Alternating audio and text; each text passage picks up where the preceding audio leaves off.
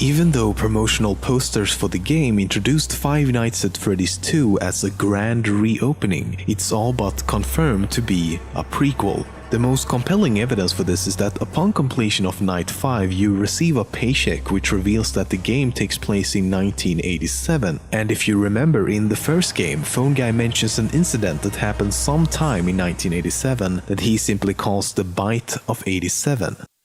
They used to be allowed to walk around during the day too. But then there was the Bite of 87. So, unless some sort of time-traveling device is introduced in later installments, it's pretty safe to say that Five Nights at Freddy's 2 is a prequel. If you're somehow still not convinced, take a look at the article underneath the paycheck. It reveals that the pizzeria is closing and that all the new animatronics that were introduced in this game will be scrapped due to malfunctioning.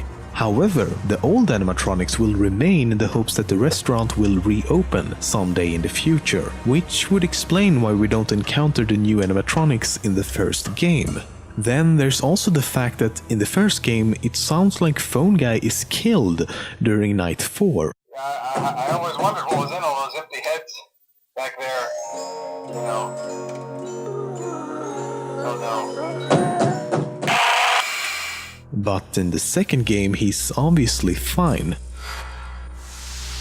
Now that Golden Freddy has actually been named in the game, Phone Guy and the Puppet are the only two remaining characters without an official name. Almost all animatronics in the series are male, the only exceptions being Chica and Toy Chica, which are female. There's also the Puppet, which is a bit of a mystery but is generally assumed to be male.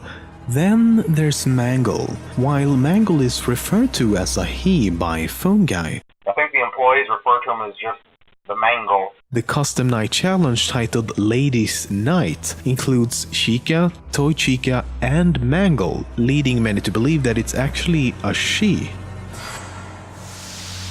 Let's talk about the Bite of 87 incident. The second game is set in 1987, the year of the incident, which is hardly a coincidence. But we never see or hear anything about this during the game, which must mean that it hasn't happened yet. But if that's the case, the game unintentionally gives us the exact date for when it must have happened. Because at the end of Night 6, Jeremy is informed that the pizzeria is closing and that he will be working the day shift for the restaurant's last event.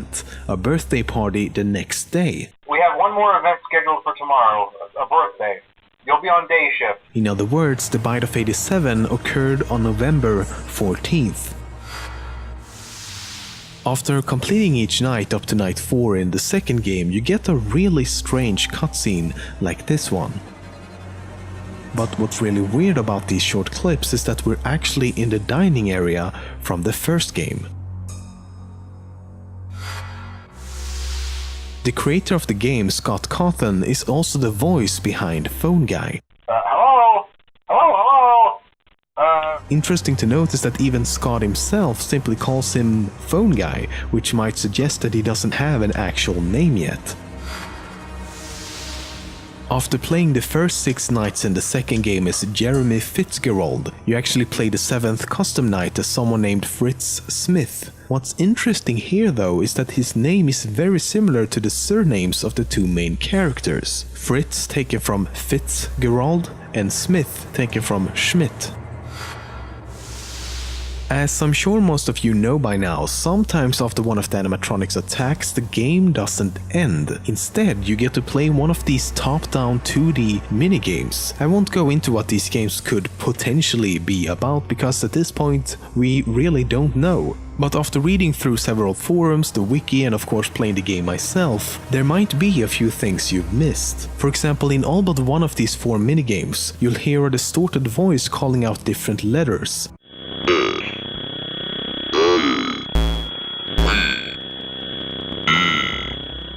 They each spell out save them, help them, and save him. In one of the games where you play as the puppet, the game ends with a jump scare by Golden Freddy.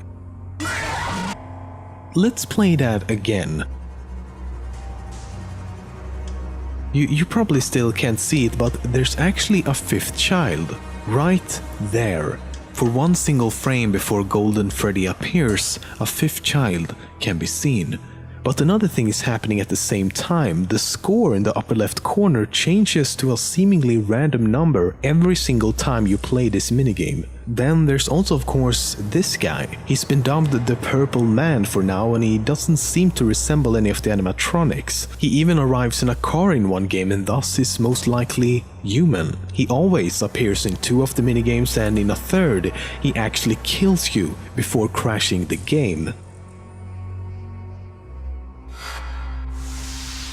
There's also an Easter egg in the second game similar to the Golden Freddy Easter egg in the first game. This time it seems to happen at random but will also crash the game.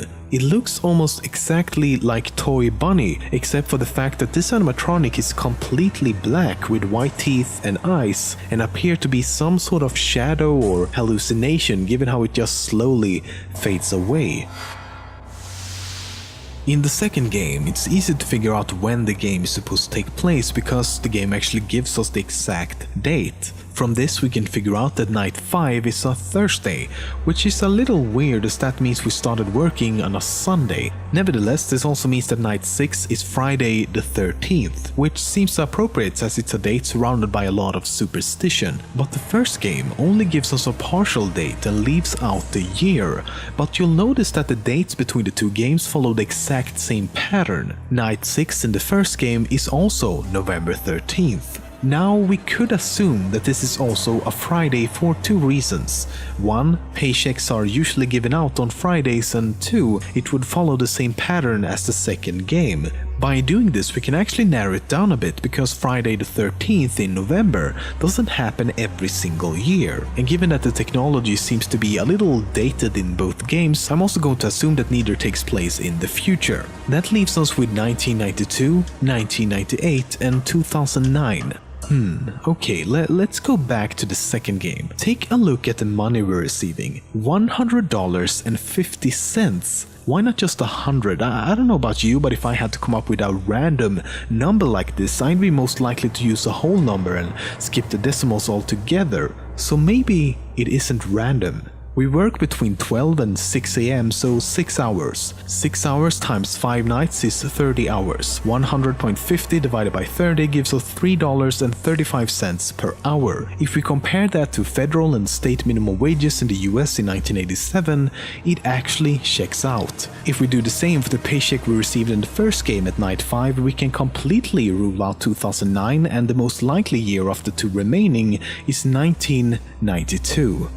However, if it turns out that the identical date should be mere coincidence and the 6th night in the first game is in fact not a Friday like in the second game, the first 5 nights at Freddy's could really take place anywhere between 1987 and somewhere around 1998, depending on which state we're actually located in. That is, if we're even located in the US at all. Take a listen to this. Hello and welcome to your new summer job at the new and improved Freddy Fazbear's Pizza. Did he just say, hello and welcome to your new summer job, As far as I know, it's not considered to be summer in November, unless you live in the southern hemisphere where summer actually starts in December and all of a sudden, welcome to your new summer job, would make a lot of sense.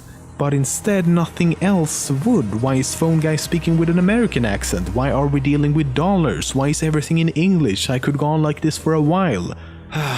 So, conclusion? With the evidence we've found so far, both games most likely takes place in the US, and the first game most likely takes place around 1992, and the second game certainly takes place in 1987. But there's still some conflicting evidence, so for the time being, we don't really know shit.